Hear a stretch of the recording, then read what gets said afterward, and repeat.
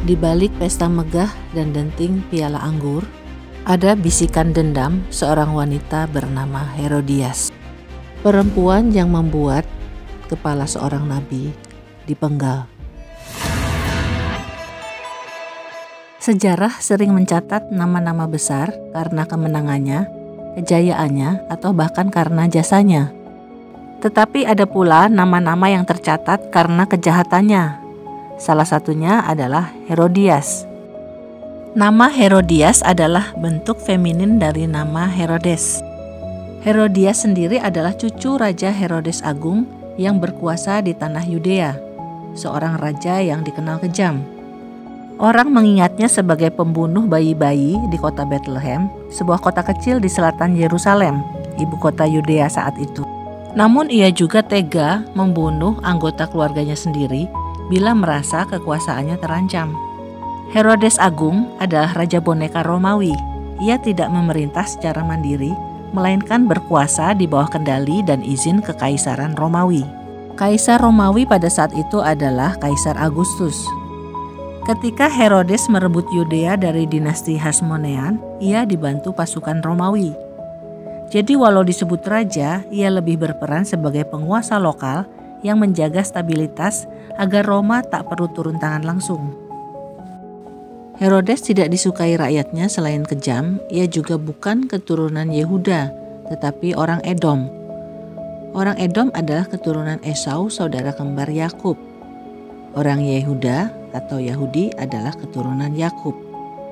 Mereka adalah cucu Abraham atau Ibrahim, figur penting dalam agama Yahudi, Kristen, dan Islam. Setelah Herodes Agung meninggal, kerajaan dibagi di antara putra-putranya dan hal tersebut disetujui oleh Kaisar Agustus. Arkelaus menjadi etnark, bukan raja, wilayah Yudea, Samaria, dan Idumea. Etnark dari kata etnos adalah pemimpin suatu suku bangsa. Herodes Antipas menjadi tetrak di wilayah Galilea dan Perea. Tetrak dari kata tetra atau empat berarti penguasa seperempat wilayah. Herodes Filipus kedua menjadi tetrak di dataran tinggi Golan, Iturea dan Trakonitis. Kita kembali pada tokoh Herodias, salah satu cucu Herodes Agung. Herodias adalah putri Aristobulus, salah satu anak Herodes Agung. Herodes Agung memiliki banyak anak dari banyak istri. Salah satu anaknya yaitu Herodes Filipus menikah dengan Herodias. Jadi Herodias ini menikah dengan pamannya sendiri. Herodes Filipus ini adalah seorang warga biasa yang tinggal di kota Roma.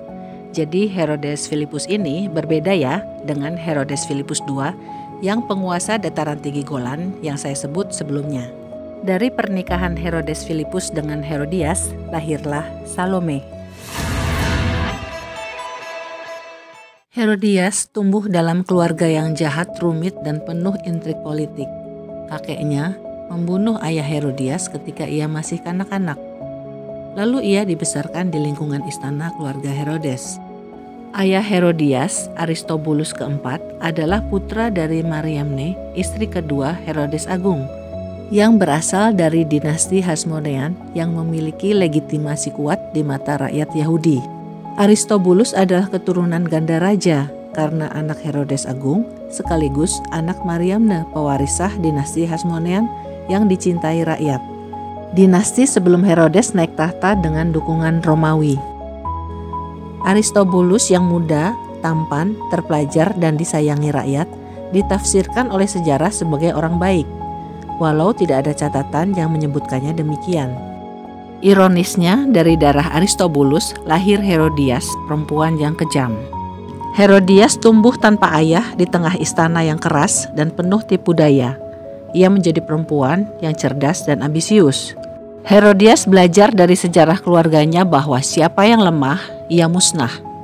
Bila Aristobulus adalah korban fitnah, Herodias adalah penebar intrik. Aristobulus ditindas, Herodias menindas. Ketika Herodias dewasa, ia dinikahkan dengan pamannya sendiri, yaitu Herodes Filipus, dan tinggal di Roma jauh dari tanah Yudea. Di sana Herodias hidup dalam kemewahan sampai kemudian Herodes Antipas datang berkunjung ke Roma. Ketika Herodias bertemu dengan Herodes Antipas yang juga merupakan pamannya itu, timbullah kisah cinta terlarang antara mereka. Herodias yang ambisius melihat Antipas sebagai penguasa yang punya istana, punya pasukan dan pengaruh yang besar sebagai tetrak Galilea dan Perea. Sementara suaminya tidak memiliki kekuasaan politik walau hidup sebagai bangsawan kaya di Roma. Herodias dan Antipas sepakat untuk menikah. Herodes Antipas saat itu beristrikan Phasaelis, putri Raja Aretas keempat, Raja Nabatea. Nabatea sekarang adalah wilayah Yordania. Ada kemungkinan bahwa pernikahan Herodes Antipas dengan Phasaelis diatur oleh Kaisar Agustus, karena Kaisar Agustus sering menikahkan para pengikut kekaisaran Romawi untuk menjaga perdamaian antara kerajaan-kerajaan mereka. Kaisar Agustus sudah wafat ketika Herodes Antipas menceraikan putri Phasaelis.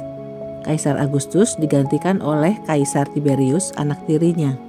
Suami Herodias tidak bisa berbuat apa-apa ketika istrinya diambil Antipas. Ia tidak memiliki kekuasaan untuk melawan karena hanya warga biasa. Pernikahan Herodias dengan Herodes Antipas menimbulkan kegemparan di Yudea dan juga kemarahan Raja Aretas karena putrinya diceraikan dengan cara yang memalukan. Pernikahan mereka dianggap tidak sah menurut hukum Taurat. Seorang laki-laki tidak boleh menikahi istri saudaranya yang masih hidup. Lalu muncullah seorang nabi yang disegani rakyat, yaitu Yohanes atau disebut juga Yahya. Yohanes menegur Herodes di depan umum, katanya, "Tidak halal engkau mengambil istri saudaramu." Akibat teguran Yohanes kepada Herodes Antipas itu, Herodias menaruh dendam pada Yohanes dan bermaksud membunuhnya. Tetapi tidak dapat, sebab Herodes segan terhadap Yohanes karena ia tahu bahwa Yohanes adalah orang yang benar, dan ia pun takut pada orang banyak yang menganggap Yohanes sebagai nabi. Jadi Herodes melindunginya. Sebetulnya hati Herodes terombang-ambing dan ia senang mendengarkan Yohanes. Namun beberapa waktu kemudian Herodias berhasil menekan Herodes dan Yohanes pun dijebloskan ke penjara di benteng Makairus. Menurut catatan sejarah, Herodes memenjarakan Yohanes dengan alasan politik. Herodes takut Yohanes menimbulkan ketidakstabilan kerajaan. Kemudian tiba kesempatan bagi Herodias ketika Herodes ulang tahun dan mengadakan jamuan untuk para pembesar, para perwira, dan orang-orang terkemuka di Galilea. Perjamuan ulang tahun Herodes ini adalah perjamuan para pria. Ini semacam jamuan politik dan militer. Herodias menyuruh anaknya, Salome, untuk tampil menari di acara tersebut.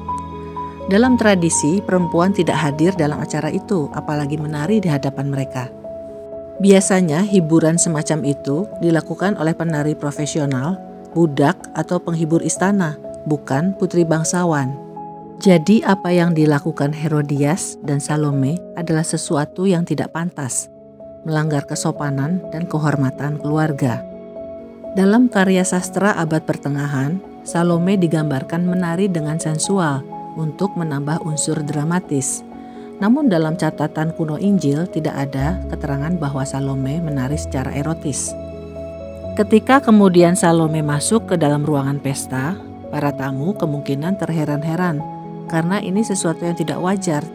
Tapi tarian Salome membuat Herodes senang. Lalu dengan lantang ia berkata, "Mintalah apa saja yang kau inginkan, bahkan setengah dari kerajaanku akan kuberikan padamu." Salome, gadis muda itu bingung dan tak mengerti.